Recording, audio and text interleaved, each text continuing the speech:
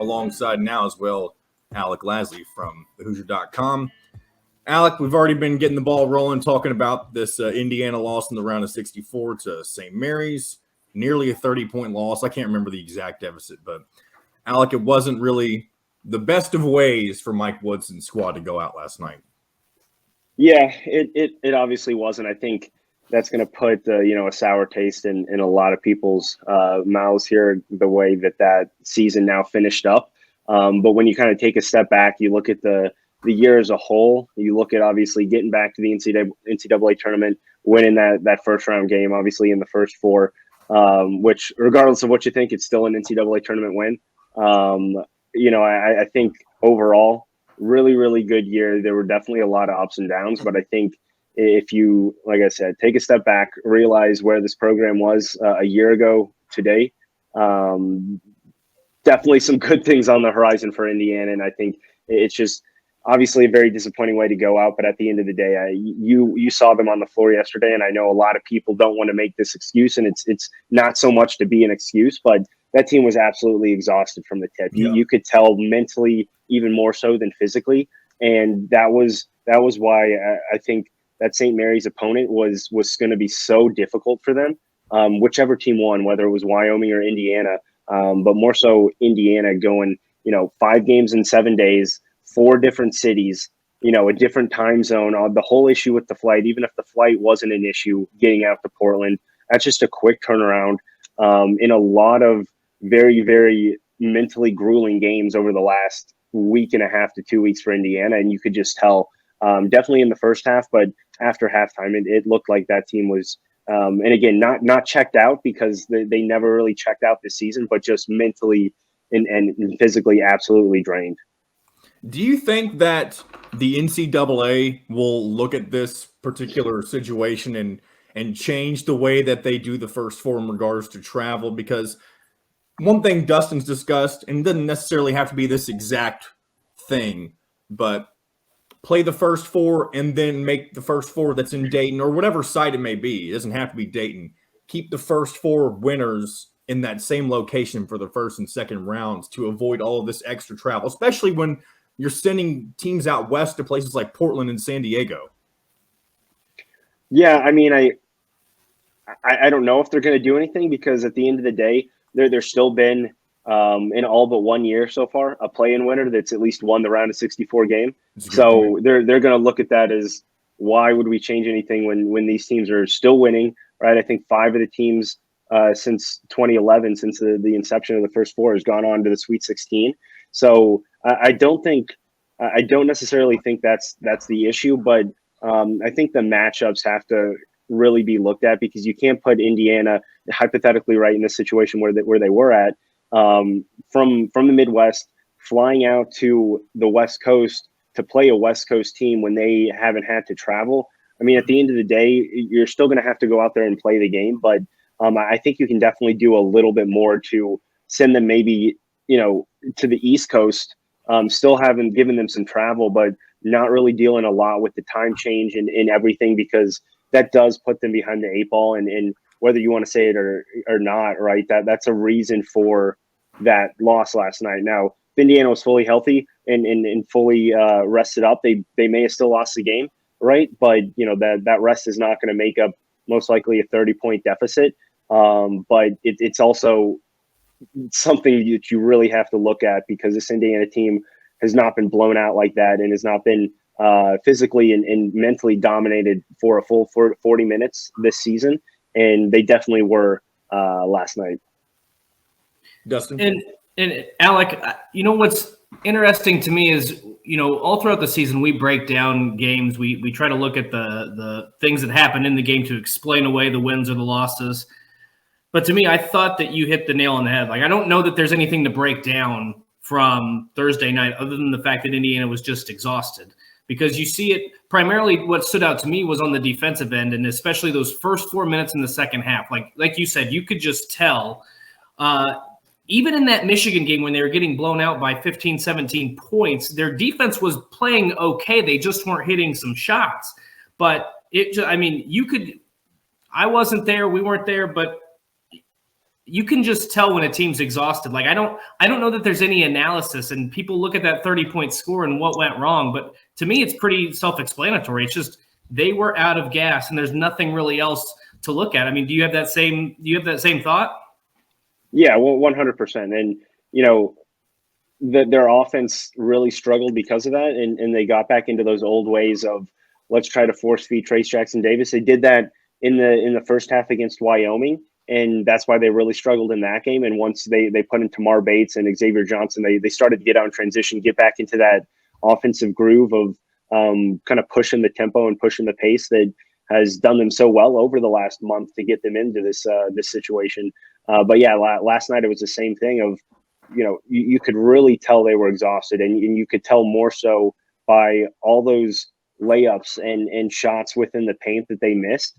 Now, granted, they still missed a lot of shots throughout the course of the season that same way, but it's not like they were disrupted by size. St. Mary's isn't a big team; they're a physical team, and that's when the biggest thing I think you look at is, we can get into this a little bit more, but the play of Race Thompson over the last few games has really suffered, and a large part of that is due to those heavy minutes that he's been playing and due to the physical play of postseason basketball.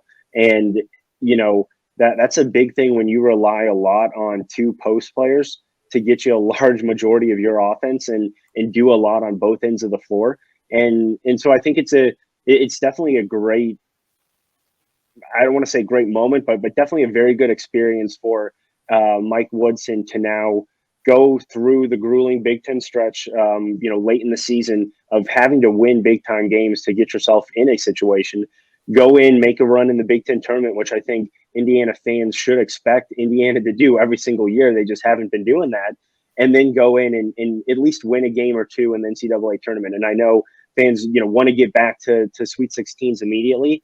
But this was a very important step for the program, a very, very important step for Mike Woodson. He's done everything he said he was going to do in year one. And I think now he has so much more experience to really see how you need to build a roster. And he had a vision of what he tried to do. And I think he did exactly what he wanted to do in the offseason to make this roster able to compete. It's just some of those pieces didn't fully mesh and come together. Not saying the chemistry issues, but they just didn't play up to their potential. But I think now he really sees what he needs out of a roster to make a deep postseason run. And so I think in a lot of ways, the last couple of weeks were, outside of obviously the wins that they had, just really, really important for Mike Woodson. One other thing that many fans seem to take issue with last night, and he had done it before earlier in the season. I don't remember how many games this occurred in, but he did a platoon-style sub in the first half that kind of seemed to deflate all of the momentum and give St. Mary's a chance to get back in the game whenever Indiana was ahead. What do you think went into that? Do you think this had a lot to do with the fatigue and all of that? I'm sure that's probably one of the main reasons you would expect it to be. But when it hasn't worked before, what do you think made Mike Woodson go back to doing that? Yeah, I mean, he talked about it post-game after Wyoming and then pre-game before St. Mary's earlier this week, just that he's going to have to do a lot more with his rotations just due to the amount of games and the amount of minutes that a lot of these players are playing. And again, look at the amount of minutes that these starters, at least 4 out of the 5 starters, play on a nightly basis. And they're expected to do a lot on both ends of the floor. And when you don't have consistent production from the bench, I've been saying this all year, and that's been the biggest thing with his rotations and why he has kept guys out on the floor for as long as he has and not put in as many minutes from bench guys is due to the really inconsistent play off of the bench. And it's happened throughout the entire season. Towards the end of the year, we obviously started to get a little bit more production, especially when Trey Galloway was out there. You knew what you were going to get from him, and the Jordan Geronimo obviously really emerged. But in the whole grand scheme of things, this Indiana bench was really bad all season and was really not consistent, and that put a lot of pressure on Mike Woodson to get as many minutes and as much production out of his starters that he doesn't want to rely on them that many minutes and for that much production. But when you're not getting it from your bench, you have to stick with your starters. And he said that, a few times about sticking with guys like, Miller Kopp or Parker Stewart or Race Thompson, who has been struggling. One, they're seniors. They've been through this before. They're probably, if these guys had maybe 2 or 3, 4 more games this season, they probably would have figured it out and broken out of this little mini slump that a guy like Parker Stewart's been on over the last month, and Race Thompson, obviously. But they didn't have that. And unfortunately, it's just kind of the way that the cookie crumbles sometimes. But no, I think, like I said, this tournament run, these past couple of weeks really, really helped Mike Woodson in looking into next year and in the years beyond of how to put together and fill out a full roster. Now when he's not going to be trying to play catch up and just trying to keep players on the roster. Alec, I think this is really difficult to do when you're in it, when you're in the season, because you go by game, week by week type of situation. But you look back at the totality of this season, and I think that there's going to be some Indiana fans that have maybe a little bit of frustration. You have that 5-game losing streak there. You could have put yourself in a better position to maybe not play in one of those first 4 games.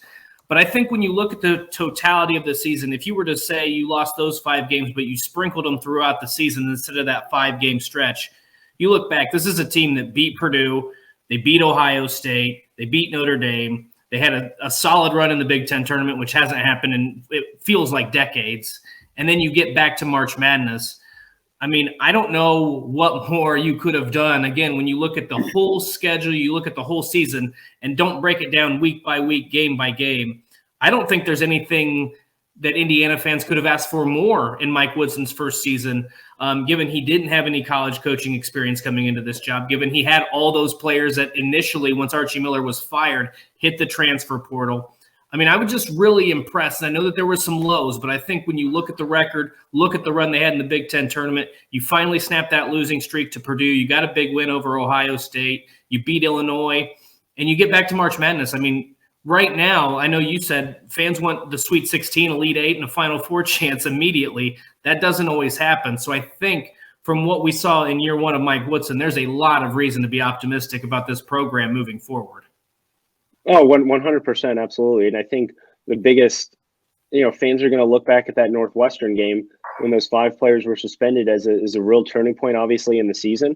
And, if you look at it, Indiana wins that game, most likely if all those players are there. And that probably means that they're not playing in the play-in game. Maybe they make another run, but at the same time, you probably don't make the end-of-season run and have the same play from a guy like Xavier Johnson, who I think took that and really learned and really grew exponentially after that suspension. And that really kickstarted Indiana because of the play of Xavier Johnson. So when you look back at that moment this season, I think that's probably going to be the biggest moment out of Mike Woodson's tenure, or at least obviously so far here. And you look at the decision that he made as a real major turning point for the program, I think, just due to the fact that he is trying to rebuild this program, trying to get them back to the Indiana of old. And you can't go through not only college basketball or sports, but more importantly, life and kind of make these mistakes and not have any sort of repercussions to it. And I think that's the biggest thing is Mike Woodson setting a standard in a groundwork for the program that really has been missing over the last decade almost. And that's unfortunate that it's gotten to that point where you look at a game in February in a really, really successful season at that point, and you say that we really, really lacked a lot of leadership. And that's really unfortunate. But at the same time, I think the leadership that you really got after that point and moving forward throughout this program, whether or not a guy like Xavier Johnson comes back next year, even that leadership that he showed down the stretch this season is instrumental, I think, for Indiana's growth as a program, and specifically Mike Woodson showing that, hey, I know exactly what my vision is for Indiana basketball, and there's really nothing that's going to stop me from getting there. And either you're going to join me for that ride, or I don't need you. And he basically said that the days after that suspension, and he's made it quite evident that if he wants you, he's going to do everything and anything to help you succeed and be in your corner 110%.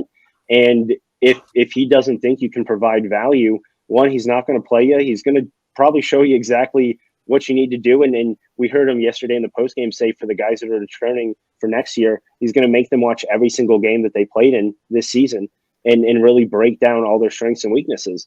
And I think this program is definitely, like I said before, and like you've said, this program is in a much better place now. And it's just unfortunate the way that season ended last night that is really just going to put a stain, I think, in a lot of people's minds of what Indiana is and how far Indiana has truly come since the start of the season in November.